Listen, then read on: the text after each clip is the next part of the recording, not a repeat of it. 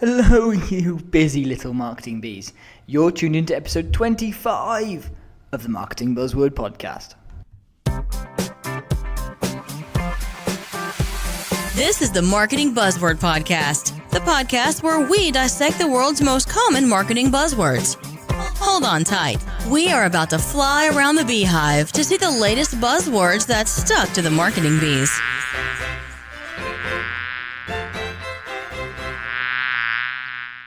Hello again and welcome back to the Marketing Buzzword Podcast. This is the podcast which helps you to understand what all of these business and marketing buzzwords actually mean and how they can be helpful or not going forward. I'm your host Ben Roberts, and in this show I am the marketing bee in charge of making sure I can get on the right guests and ask the right questions to make sure that these words and phrases actually make sense. And in today's show we're going to make sense of the buzzword or such buzzwords paid search. Okay, so this will cover paid social and pay-per-click stuff, so paid search.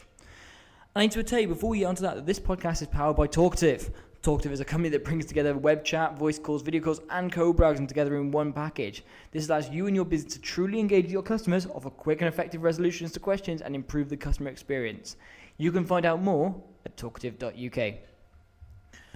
Also, I hope you're enjoying the little bite-sized episodes of the Marketing Buzzword Podcast that we've now added in. So every Thursday morning, tune in as well. You have 10-15-minute bite-sized marketing episode where we're actually going to dive deeper into some of these marketing terms and phrases. We're going to cover some different terms that aren't necessarily being featured on the show, some which are, and we're going to sort of go deeper and we're going to look at actually practically applying the marketing buzzword to a marketing strategy. So subscribe and you'll get notifications when the new episodes come out.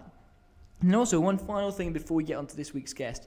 If you are loving the show, please do feel free to leave me a review on iTunes and the show review. It really does help boost the show's profile and makes it easier to help getting on expert guests. John Asperian, who was a guest a couple of weeks ago, has left an amazing review on there, and he's also created a video as well to show you how to actually review the podcast on iTunes and iOS. So please go on the marketingbuzzword.com website, find out about or /review the podcast, and you'll be able to find out how you can actually review it. And I really do appreciate it. We're up to 9 five-star reviews at the moment, and all 5 stars, so amazing. So thank you so much, and if you are enjoying it, please do get involved. Right, that's more enough about me. It's time to introduce this week's guest. Now, this week's expert buzzword bee is a guy called Tim Addison, and he's from a company that you all probably have heard of called SEMrush. And it was so good to be able to catch up with Tim out at Engage Prague. So if you've been listening to the last couple of episodes, you would have seen that I was actually out at this big marketing conference out there by Social Bakers. And it was great to be able to catch up in person and talk about paid search and paid social and actually how people are able to find your website and find what you're doing. So SEMrush are doing some great things out there in the space at the moment, and I'm so excited to share this episode with you.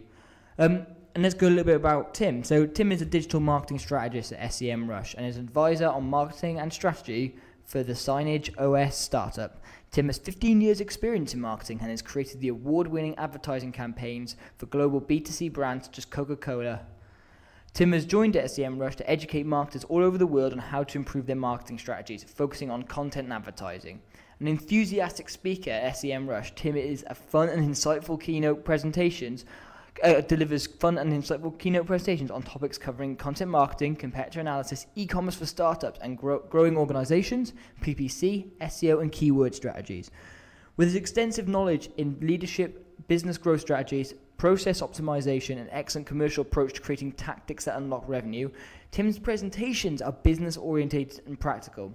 He's also an active member of the SEMrush marketing team, and Tim has represented the company on stage at several offline events, including Amsterdam, The Hague, Prague, Brighton SEO, does different meetups, webinars, online conferences, all sorts of different things. And if you're not following Tim and looking at him from a marketing point of view, because when he's not doing sort of looking at marketing, he enjoys tech innovation, running, writing, live jazz, and socializing around a quality beer. And this is why I really like this guy, and I'm so excited to share this episode with you. So, without further ado, let's get on with the show. Hi Tim, and welcome to the podcast. Hi Ben, thanks for having me. I know, it's so cool. We're out here in Engage Prague by Social Bakers at the moment as well too. I thought, you know what, I heard you were coming, we connected on Twitter and it was like, this is perfect, we can make a podcast out of this. Yeah, I thought the same thing, you know. I was happy to see that you were interested enough to interview me, so I'm always happy. Oh no, definitely, and I think, so for the guys, I've already introduced this, but what I want to do is, obviously we're talking about PPC today, and I thought Tim was the perfect person to bring on and talk about this, because I know SEM Rush at the moment, you've just released a report recently, and before we sort of go into that, I want to sort of ask you, and I like to throw a bit of a left hook in when people when we start thinking, I actually ask that question that people don't want to be asked, is PPC something that just actually requires a load of budget? Do people really need to do it? So if you're a small business, you're a one-man, two-man band, you've got a small shop, is PPC actually for you? Because for me, it just seems like it's a lot of effort and a lot of risk. Well, listen, PPC is, first of all, there's two things involved with PPC. One is that without PPC, you're not going to get much traction. Two is, and maybe more importantly, is that PPC doesn't have to cost a lot of money. And in fact, we can get to the study later, but a lot of people think that PPC is going to cost me a lot of money, it's going to be difficult to execute, I'm going to have to hire a team or an outside team. Not the case. In fact, it's quite simple, and you can spend, a lot of people spend less than $100 a month, $10 a month, and it can all help. So. But isn't it just really short-termist? So we're looking at it from the perspective of, maybe it doesn't cost a huge amount, but actually over a period of time, it just seems like it's a really short-term investment. Whereas if you're investing in things like SEO, for example, there's much more long-term benefits to that. And where do people look at dividing up the time between PPC and SEO? Is it something that they have to be mutually exclusive of each other, or can you marry the two in quite nicely? Well, you can marry the two in nicely, as you say, and in fact, organic is always good. Organic, everybody loves organic, it's free. But PPC can be so cheap, and if you target the right words, then you can get a huge return on investment. For example, branded PPC campaigns. So using a brand name like, say, I don't know, what do we have here in the room? We've got Apple, or we've got, I don't know, Social Bakers, for example. But if that's your brand, or if it's even your competitor's brand, and you use that word, it's, first of all, often really, really cheap.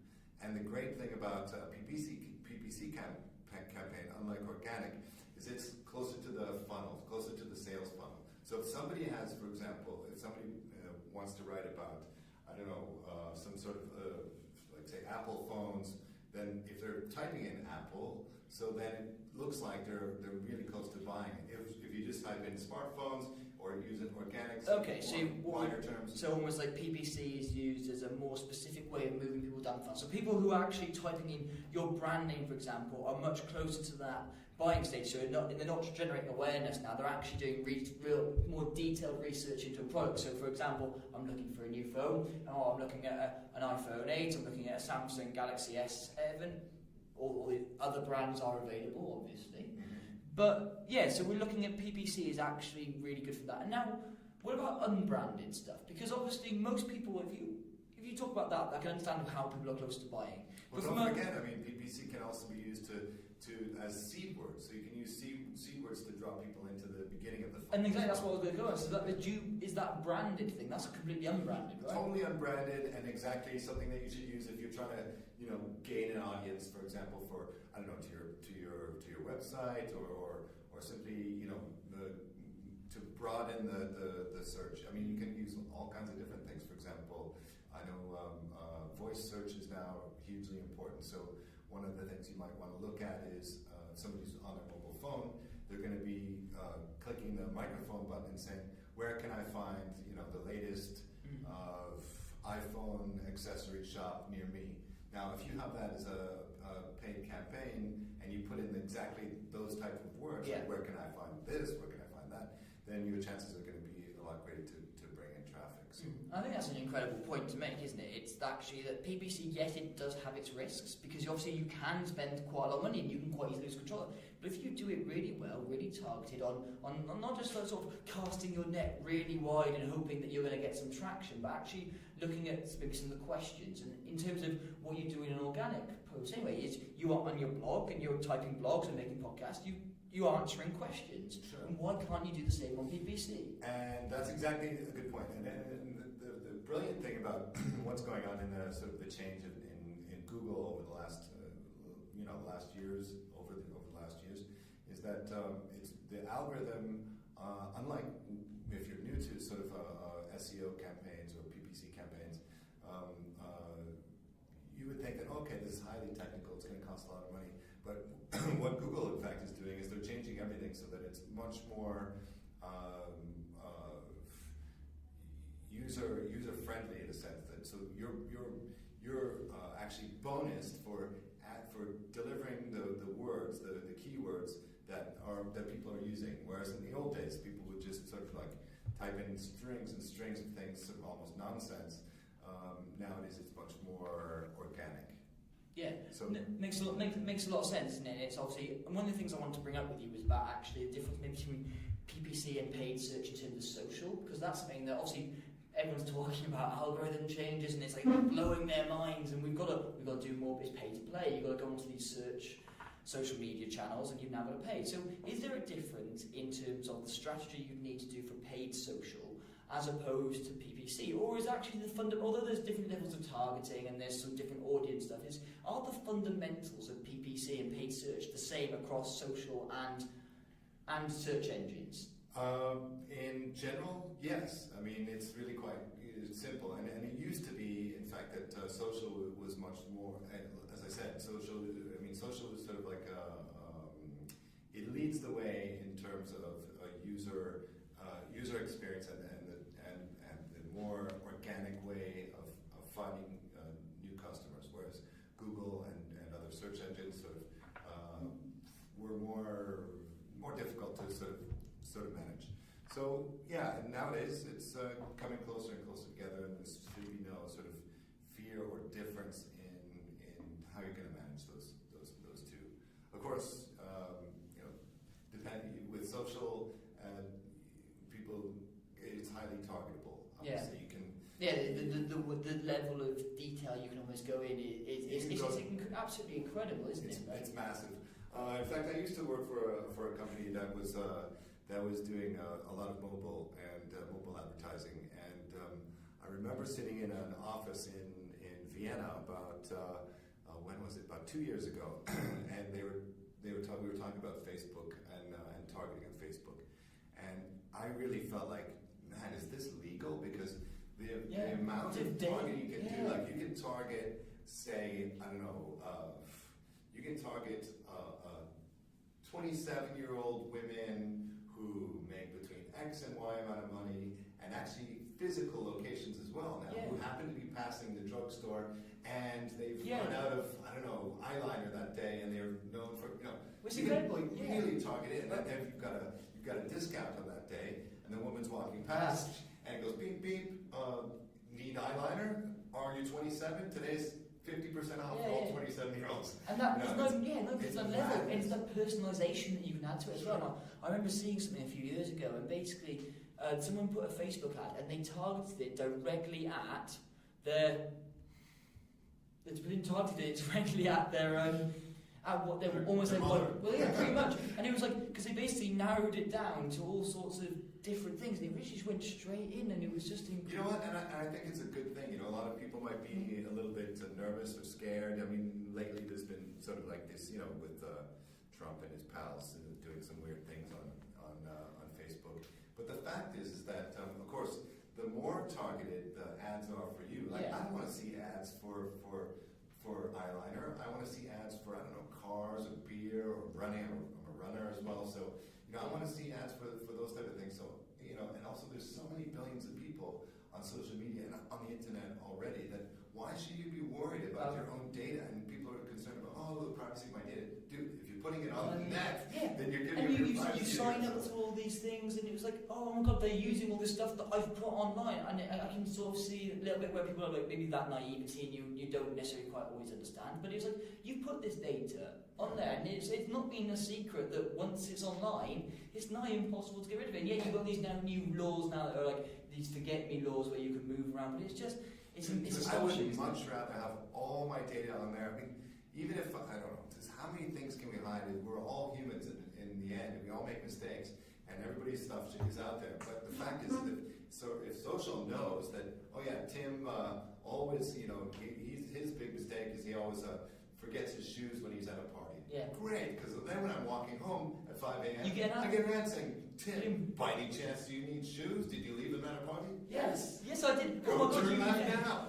50% off. I think it's amazing. Now, I don't want to sort of lose track of where we are, because I think that's a rabbit hole that we can keep going down. One of the things I wanted to talk to you about, and I thought it was incredible, was this research report that you guys have done on PPC. Then it's some of the myths and myth-busting PPC, because as I was saying, that's why I sort of want to get you on. It was talking about PPC, and this is why I do the podcast, to try and myth bust and try and actually, why is PPC important? What is it about? So I love myth busters. I know, it's so good. You ever seen this TV show called Adam Ruins Everything? Oh, I thought you were going to say Mythbusters there. Yeah, no, Mythbusters was good too. It's finished. Yeah. Now there's another one called Adam Ruins Everything. These are two shows. I've got a 10-year-old son, and he loves Mythbusters. Now he loves Adam Ruins Everything. And what Adam Ruins Everything is he ruins weddings. He ruins education. He goes in and tells you the facts about what's going on. And I mean, I'm a former copywriter and a creative director, and so you wouldn't think that I'm the type of guy that's maybe so interested in the technical aspects of how to improve your SEO and so on. But now with latest technology and tools out there, you can still be creative and receive sort of like ongoing aid from the tools that are out there. So I'm a big proponent now of all the tools and all the data that's behind it. So in any case, to get to the point, some of the data that we've collected from SEMrush is massive, because we're, I think, one of the largest search engine marketing tools. We won a bunch of awards and so on, and so we've got all this data from all these countries, from surrounding the whole wide world. So we're able to use data in ways that other companies can't. Just like, I don't know if you saw recently, I think Tinder or OkCupid or somebody took all their data and made some studies. So we did the same thing, and we recently did an e-commerce white paper, a comprehensive sort of study on 8,000 e-commerce shops, and we wanted to see exactly what you were saying, these top PPC myths, like what does the data actually say? And for example, we mentioned earlier about how PPC might be expensive and that you need huge budgets. Well, in fact, 50%, according to this study, or a recent study, 50% of e-commerce sites spend less than $1,000 a month on PPC. In fact, they spend between 0 and 1,000. The only companies that spend a lot of money are in fact fashion stores. So 37% they spend over $50,000 on AdWords, which is massive. So one of the questions I sort of want to expand on that point then is, if I'm a company now and I've got a small budget, so we're looking at a couple of $100, £100, whatever it is it worth it?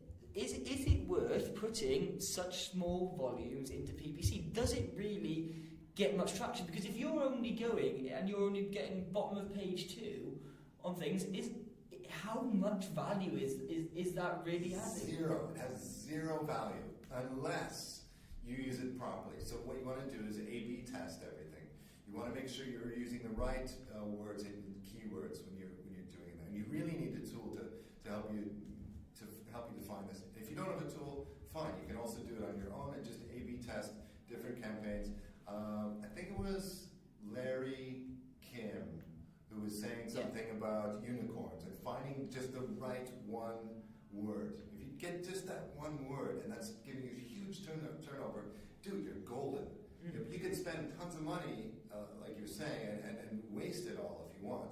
Or you can, go about it in a sort of like a more pedantic and more strategic way. I think that's one of the important points, isn't it? And I think it's the same with SEO, even in terms of general organic pushing on social media, anything like that. Actually, if you're strategic about it and you go into it and you actually find that unicorn, that one thing that you can really be aligned to. So when I'm doing a lot of talking about personal branding and marketing buzzwords, it's that actually you've got to have a strategy around what you're doing, and you want to align yourself with something. So if you can find that one word, that one phrase, that one thing that people are searching for, and you can own that, and you can own it through organic, you own it through PPC, you're on another level. And it doesn't take you a huge amount of money then, and people will find you because you are so not your brand, your personal brand, your actual company becomes synonymous with that term. So SEMrush, synonymous with search engine marketing. Sure. Well, and the main thing is here is, again, you want to make sure that you get some data behind the campaigns that you're running. So, for example, another myth that we busted from this study was that a lot of people think that adding a big discount on your ads is going to make a huge difference. Well, it turns out it doesn't necessarily, depending on the vertical. So is that like in the ad copy itself? So you're promoting a post that says it's 20% off here. That doesn't actually necessarily make a difference. Exactly. In fact, if you're promoting a discount and you're selling books, then the average discount, in fact, on books they put up to 90%, whereas healthcare is only 5%. Travel is 40%. So you want to make sure to make the right discount and make the right sort of tag. And like, for example, CTAs, like you said in the ad, is it free shipping, lowest price? Turns out that those ones aren't as in fact, only 30% of most used phrases are CTAs. Okay. Most people would think it's a lot more than that. In fact, the most used phrase by a long shot is free shipping. Then it's official site, which is e-commerce sites. Yeah, e-commerce sites, and then it's official site, shipping order, and shop now. So those are the top four. And then only farther down do you get like something like lowest price, buy now, shop today. So no, it's fascinating, isn't it? And if actually, you find out the right data and you target your campaign correctly, and then these sort of ideas are out there for anybody to find. Thank you for mentioning SEMrush, but you can find a lot of these ideas. Just Google it. No, but that was the point, isn't it? And it's about actually, look, there's so many things to consider. So how long does it actually take people to really craft a good PPC campaign? Because we've talked about sort of maybe not the budgets and it needs to be the right thing, but one of the things, obviously, if you're medium-sized business, even a medium-sized business and you've got a couple of people, you haven't necessarily got a PPC specialist. Now that's probably more, actually, even a big business, you haven't got a PPC specialist. How long does it actually take to craft a campaign and find these words? Is it a really time-consuming task? Not only to research it and come up with the creative copy, but also the monitoring. Is that the expenses side of PPC that we don't see? Here's the thing: if you're using proper tools, it is literally a matter of like a couple of clicks. And when I say that, what you're doing is basically, if you're looking at and this is the best thing, is sort of like, it's not spying, but it's competitive research. Yeah. So and Google doesn't offer you that, but some other companies do, including ours. And if you make a couple of clicks and you find out what SEMrush does, for example, is if you make a couple of clicks inside the tool, you can find out that it'll give you the list of the top 10 best performing keywords of your 10 closest competitors. Yeah. So you don't even have to, say you're a mom and pop shop, you're selling, you're knitting baby booties. So you type in, you find out, baby booties, hand knitted or whatever. Click on it, and it'll give you okay, the biggest shops, the ones that are doing best on the internet in terms of sales, are using these 10 keywords, and these are the best 10.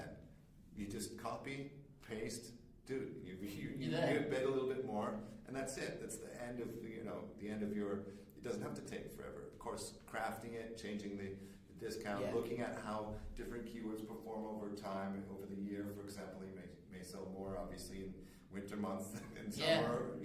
Things like that. It's ongoing. But to answer your question, it can literally be like a matter of 10, 15 seconds to set it up. I think that's incredible as well. Actually, I think one of the things that to sort of expand on it in going down the future is actually people are talking about AI and actually machine learning, and actually it's something that, yes, although it's not necessarily accessible for absolutely everyone at the moment, it's accessible for the bigger brands and they should be using it, but actually and it's over time it's coming down, so we're starting to see more and more brands, and now actually there's the tools becoming more available, more work. I think the brilliant thing about AI and data is it's sort of a democratic nature. So it's available to everybody. You don't have to be a huge brand.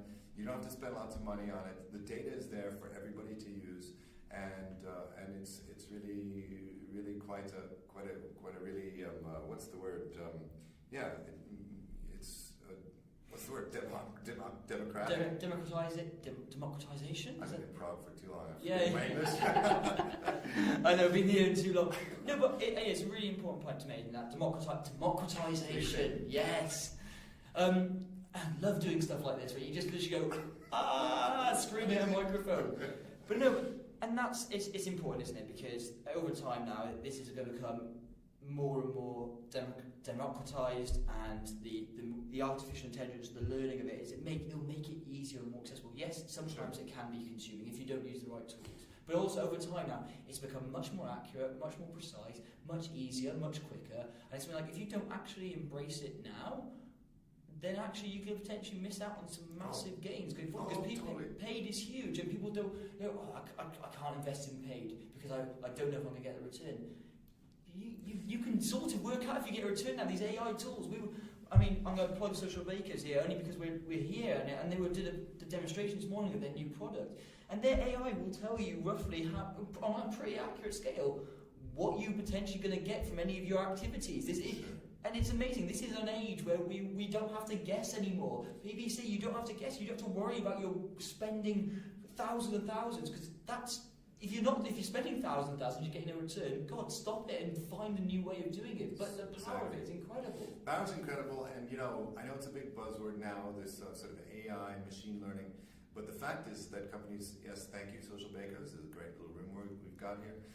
But companies like Social Bakers and SEMrush, what it really is it's big data and lots of algorithms. And okay, you can think of it as machine learning in a sense, but artificial intelligence.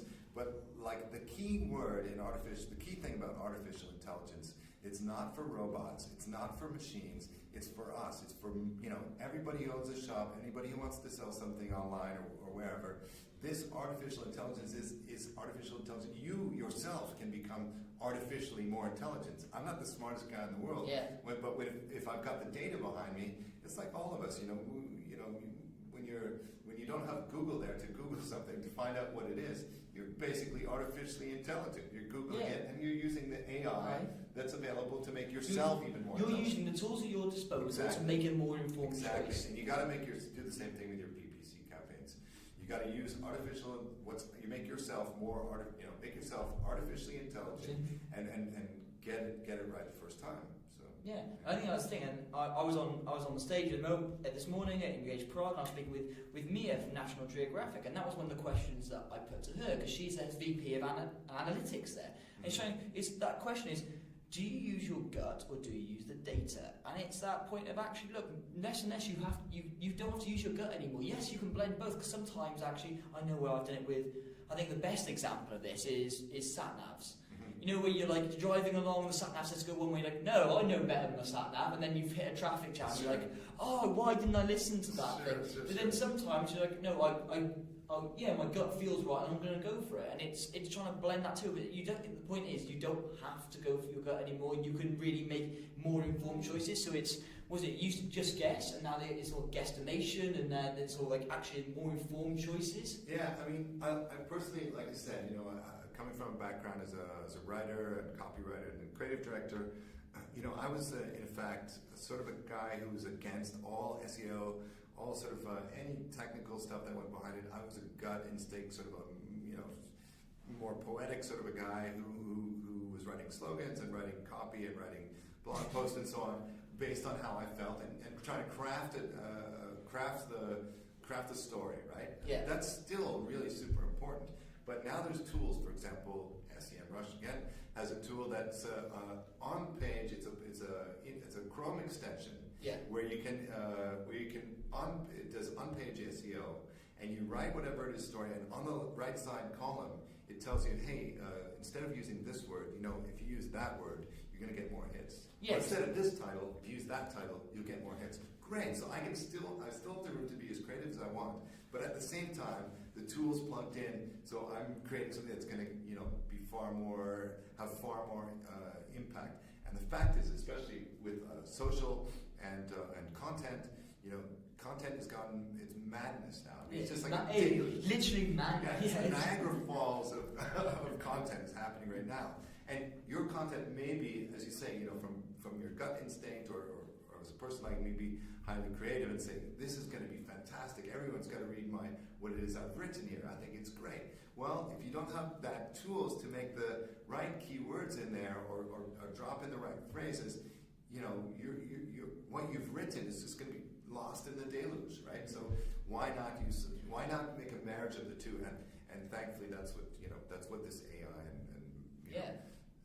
I think that's an incredible point to make, and I really want to sort of expand on it and sort of reiterate it. It's the small changes you can make an incredible difference, and it's almost that case of, instead of trying to push one thing up by 10%, make these 1% changes across the thing and raise your bottom line. So raise everything and bring everything up to a standard. So just changing words. So it's a more emotive word here, or it's a more human word there. And actually, the thing is, like, use artificial intelligence to be more human. And it's like almost like a crazy concept. Like, I'm a human, I know what I'm doing, but actually, you don't know everything else about other people. And actually, AI has more data than you. And yes, your brain is incredible, and you can remember stuff, but the AI will actually understand people are really using these words, and that's the sentiment around it. And instead of you having to go from your own personal experiences, because that's what we do, we make informed choices based on our own personal experiences. And now we can actually use tools that inform, so paid search becomes so much more accurate. When paid search was around, I could see where there's still those myths and misconceptions, because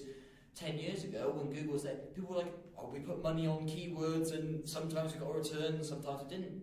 That guessing is gone now, and it's one thing we really want to emphasise, and why I thought it was brilliant to get you on to talk about PPC and paid search, because those days, everything's changed. Everything's changed. So if you thought you knew paid search 2 years ago, look at it again. Exactly. Because it's changed. Not only that, as you say, it's something that we can use for when we're writing, sort of creating new content as well, or creating new PPC campaigns. But the good thing is that you can also use existing content. So your old stuff that you've already written, any old blogs that you've written, they may be fantastic. Plug them into the AI, make them better. Yes. Throw them out there again. It's already content you already have. It's campaigns you've maybe already run. But if you put them through the machine, sort of like refurbishing an old car, putting a nice new engine in it or something, so it's going to go much faster. It's going to get much more coverage. So I really, I'm a total convert now. Yeah. And then sort of one thing then, as we start to sort of wrap this up, then I want to ask is, what tools then? Because we've talked a lot about different tools and actually how they make things a lot easier. So, Tim, what are your recommendations in terms of different tools that people can use then? What are we looking for? Well, Ben, I work for SEM Rush, Search Engine Marketing Rush, and we won all kinds of awards. Look, we don't do everything. They say, we're one of the best in the world at search engine marketing. This is true. I think the stats speak for themselves. Yeah. But there's other tools that are out there that people need to be using and incorporating. For example, different. For example, we've got a social media calendar. It's not the best in the world.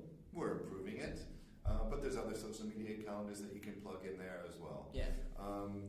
CRMs, highly important when you're running a sales campaigns across PPC, and CRMs are eminently important to plug in and work together. I think that's actually an important point, isn't it? SEM Rush is not a CRM. It's crap at CRM. So.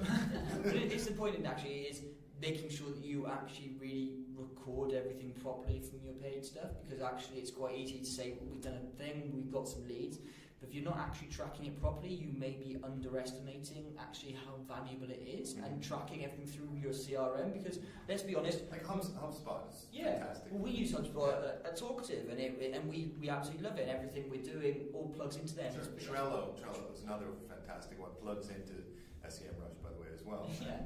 But that's the point, isn't it? You need to record all this stuff actually, and it's whichever tool you use, be it SEM Rush, Trello, HubSpot, whatever. The deluge. Social Bakers, great. Yeah, and it's a point of recording all this stuff and actually being able to track it, because then you can retarget it. You actually then understand who has come to you via what way, and actually you understand how you can work with them in a better way. And actually, it's not just PPC isn't necessarily, and paid search isn't just about the first transaction, you can actually use that to actually almost like the account-based marketing, and actually you can find out exactly how remarketing campaigns. Remarketing campaigns, so you find out how they came about you, and you can put together a sequence of marketing campaigns and literature which follow through because they come in. So if they've asked the question, so for this is talking to my company, so they've looked for a web chat product. And I say, what? And they said, I'm looking for a web chat or web chat UK, whatever it is. And then we can actually then target them.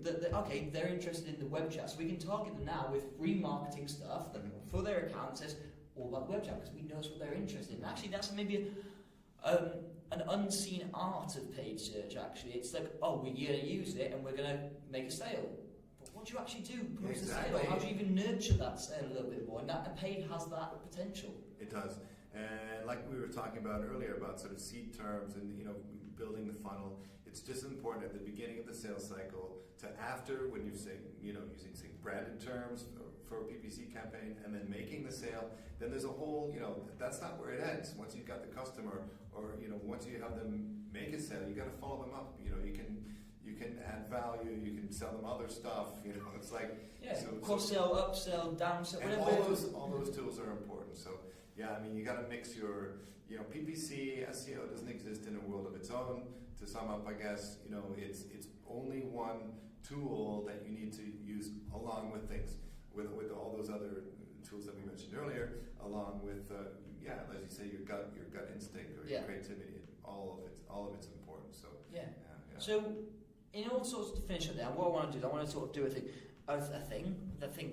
Let's do a thing. Yeah, come on. It sounds so good, isn't it? I saw it was actually in the men's earlier, and somebody had put this guerrilla advertising, and they'd stuck a little thing on the urinal or urinal, as you would say, and it said, I don't know what this company is, I hope, but we'll plug them anyway because I thought it was funny, and it was thethings.io. Oh, yeah, Internet of Things, right? Yeah. Thethings.io. I know, I like that. And then this thing that we want to do is not that thing. Right. It's another thing. But I haven't drank enough water yet. Yeah, too much coffee as well. Exactly. If someone needs to, is considering now paid, so hopefully they've listened to this and thought, okay, actually I can potentially see the value in some paid. Now, what would you say is they need to do now to be able to research it and then go into it properly? What is, say, that one or two things that people should be doing now to make sure that they engage with paid properly now? Again, put you on the spot there. Come on, Tim. Answer. Well, again, it's for me. I know about PPC and paid almost exclusively with my cooperation with SEMrush. It's a fantastic tool. I would suggest that people go to the site. You can use it for free. I think it is for a week. Anything that's on beta in there, anything that says there's little tags saying beta, everyone can use it for free. Otherwise, there's some limit. But you can easily run knowledge bomb. Yeah, exactly. There's a knowledge bomb, and you can use it. And another knowledge bomb, by the way, is like whatever information you get extracted during your 1 week, say, trial, save it to PDF and keep it, because after a week it's going to disappear. But if you save all the information you can right from the beginning, you'll have it. You can use it again. So that's a free, easy way to begin your PPC campaign or revise ones that you've had that maybe aren't working. Yeah, definitely. Other than that, there's all kinds of YouTube videos out there. I know Larry Kim also now doing chatbots. Not necessarily in what you're similar. But chatbots are super cool as well, man. That's all AI stuff as well. That's really super. No, it's brilliant. Hey, thanks so much for coming on today, Tim. But I have one last question. I ask everyone else at the end of each podcast before we have. What are marketing buzzwords? Obviously, this is Marketing Buzzword Podcast. What is a marketing buzzword that you're either loving right now or hating? Something that you think, you go, yes, I love this term, what people need to use it more, and it's really important that people understand it. Or something that you go, I hate this term, please stop using it, it adds no value. That one's a simple one. It's artificial intelligence. It's everywhere. Everybody's saying it's artificial intelligence. Most of it is just algorithms and big data. A lot of it is machine learning. But actually, conflating artificial intelligence takes it away from what the